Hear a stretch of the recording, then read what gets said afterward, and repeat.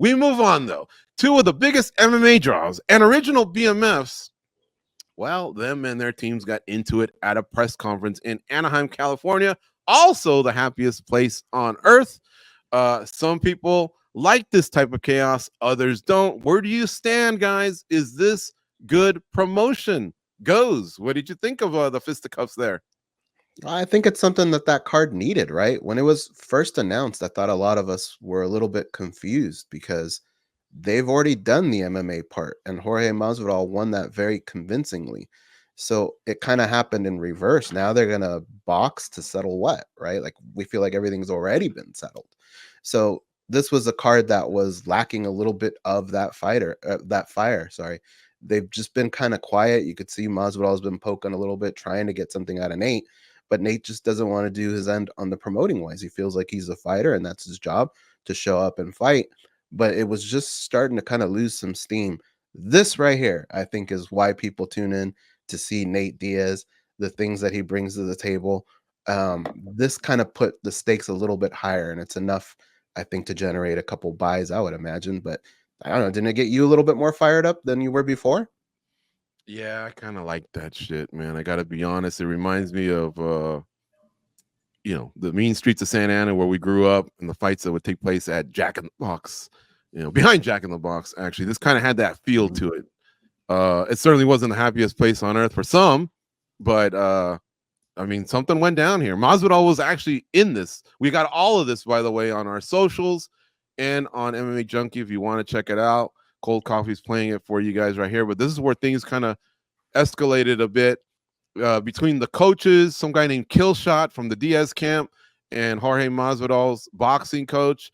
And then Masvidal actually steps in. Nate Diaz had kind of already walked off, so there's really not much going on with him. Although later on, when he's doing a scrum with the media, he starts yelling at these guys. But as you can see right here, things really, really started to escalate as the parties were getting close to each other. You can kind of see Masvidal almost straight in the middle with a beard and a ponytail. And here we go. Things go off right here.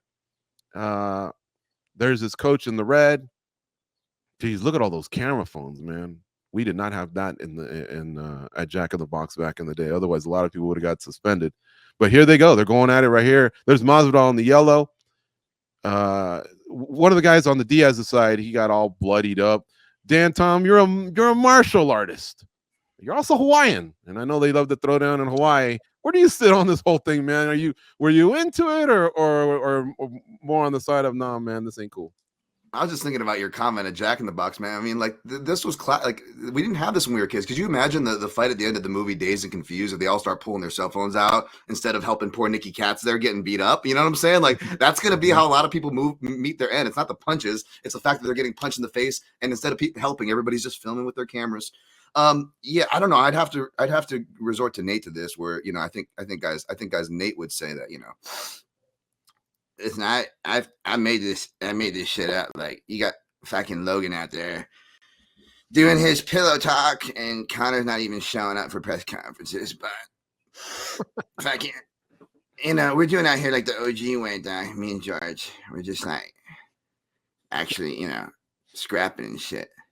I think that'd be his defense, is that it's the old school way and stuff. At least this is what we're used to George's point, right? So there we go. Nice. Yeah. How about you guys?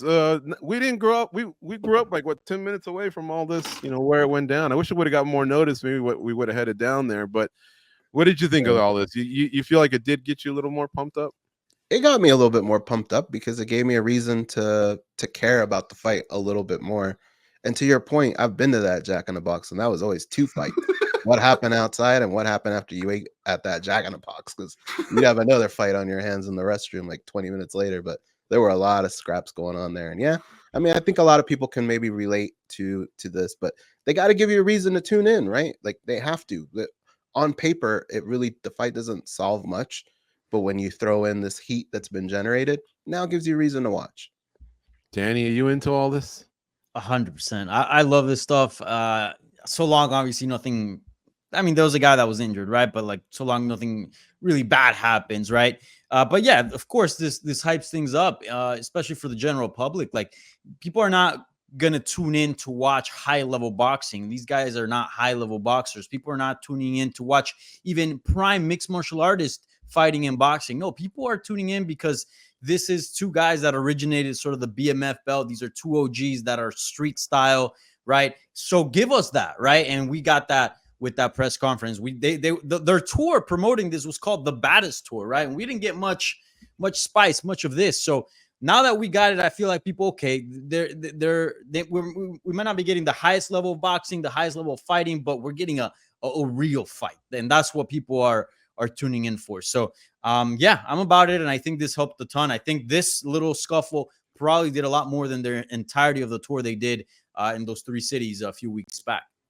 That postponement was not the worst thing in the world for these guys, that's for sure, because they would have been going up against 302. Now we got this incident because, yeah, that 4-city tour, which really should have knocked it out of the park. I mean, they went to what was it? LA, Las Vegas, Miami, New York, or something like that. Yep. Like, those are major cities. Those are major hubs with combat sports reporting going on. And yet, yeah, it didn't pick up any type of traction like what this one did. Joseph Boza says, Nate is Nate now that they will own the combat world July 6th. I think more fans will buy the show, even though I'm not a boxing fan. It was interesting to see this conference. Josh Wallace says they were super worried about Masvidal getting hurt. Haha. Instinct RT says, I don't want to see the brawls, but then I do. I question these guys being 30 plus, 35, needing to be a bit more mature and professional than this. Well, you're not wrong, but they come from the streets, man. Yeah, it's just hard to turn that off. Instinct RT also says, shout out to the Waffle House. So I guess that's where the scraps went down at his end. As a Florida guy, that's where it goes down. Waffle House. Do you guys have a Waffle House over in the West Coast? No. So it's like a breakfast place that's open 24 hours. So like you go, go to the club, go to the bar, have a few drinks, get sauced up, come back to the Waffle House at like 4 a.m. and there's probably like 2 people working. You have some nice hash browns, greasy hash browns, eggs, the whole thing, toasts, and then you go home. Or you can stumble in the parking lot and pick a fight or two. Waffle House, that's where it goes down, both in and outside of Waffle House. I've seen some crazy shit there, George. For us, it was Jack in the Box and Denny's. Denny's also had some fights. People threw down at Denny's because everyone goes there to kind of sober up.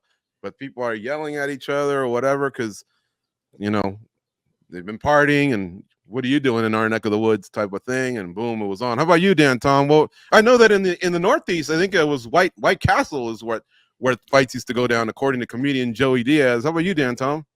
Man, I don't know. Like most of the fights that I happened were at shows for me growing up because I was, I did punk rock hardcore shows. So, it was like punks versus hardcore kids, punks versus skinheads. That was a big one that I usually took part in a lot. That was fun. But yeah, usually the fights happened at the shows. And then after we would just go to like Tacos El Gordo by the Huntridge Theater out here, old school Las Vegas reference for you folks. Yeah. Fremont Street had one the other day. Did you guys see that one? It was kind of circulating a little bit.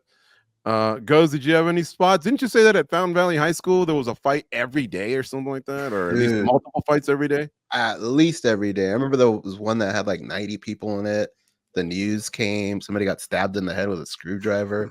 But we had a Taco Bell that was like really close by, and a lot of things got solved there. Who was the principal back then? Art Davey? He had to wear riot gear, bro. I'm telling you, it was like Taco Bell. So you go get fucked up at the Taco Bell parking lot, and then you get your guts fucked up later with a nice little combo at Taco Bell. Yeah, Goes has some great stories from high school. The best 5 years of his life. Awesome. But he had some really, really good ones. Let's say with the boxing theme here, you guys hear Mike Tyson and Jake Paul is back on. Remember, Mike Tyson had a medical issue that they didn't get too specific about, but here's some of the updates that we have. They're going to fight on November 15th. It's a Friday. It was noted there. Not a Saturday. Remember, combat sports is more of a Saturday night, but this is a Friday night. It's to accommodate the Dallas Cowboys and the Houston Texans. The Houston Texans. They're going to be playing a Monday night game, so they need to turn the stadium over. But it is on Netflix. It is at Cowboy Stadium. It has this big feel to it, guys. And Tyson's not going away. He's still gonna be fighting Jake Paul. Any thoughts on this recent development, Danny Segura? I didn't like the idea in the first place, and now with Mike Tyson's health issues, and then this getting rescheduled, it just kind of put a bigger dud on it for me. But you can also look at it as like, hey, we did a promotion already for a day, we extended it all the way to November, so it's even more promotion. So technically, more people should hear about it. But I don't know, Mike Tyson, dude, he's gonna be close to 60, right, by the time he gets going. Clearly having some health issues. Even though it's an ulcer, it's not really related to his body mechanics, which are the ones that are going to get him in the fight. But I don't know, man. I don't know. That fight, something about it just doesn't seem right to be fighting somebody 30 years younger than you in a professional fight, and someone that's actually pretty decent. Jake Paul's not bad. Do we need something like what happened in Anaheim to kind of kick off things? Maybe, we don't want it to be manufactured, but does Tyson need to flip a table? Goes, what are your thoughts? Flip a table? Hell no. I'll never advocate for Tyson to get out of hand. Keep him under control. Like Danny said, man, yeah, at this you don't want him to eat Jake Paul's children and fuck him in the ass and all the definitely do not try and get his hat. Don't play any of them games with on Netflix. Yeah. But the thing is, at his age, man, like, once you get to like in your 40s, you just age differently. 1 year doesn't feel like 1 year, it feels like 5 years. And so even delaying this by months, like Mike Tyson's body, I don't know, it's not built to do this at this age. And so the thing that makes everything so silly is like, could he make it to the fight? Probably. Could he maybe give you a couple good rounds? Yeah. And could he maybe even win? It is possible, but that doesn't make everything safe. I just don't understand really what this proves too much. I'm a big Mike Tyson fan, man. I grew up watching this guy. I'd love to see him compete, but I think, the time and place, that's all just gone at this point. And I don't know what this really does. I mean, obviously I get a lot of people are going to tune in. Netflix will make it exciting, but it's very unsafe, man. Dan, Tom, check me if you have to, but man, I've seen this guy work out. And yes, we shouldn't fall in love with embeddeds, those types of videos or whatever, but he does still have proper mechanics, muscle memory. The power looks like it could still be there. And Jake Paul's really only fought Tommy Fury, right? And lost that fight. Now I get it. There's all kinds of statistics that back up, especially in MMA, if there's like a 9-year gap, 70% of the time the younger guy wins. This, that, or whatever, right? But again, we're talking about a legend with a lot of power versus a guy that took a boxing seriously, 3 to 5 years ago.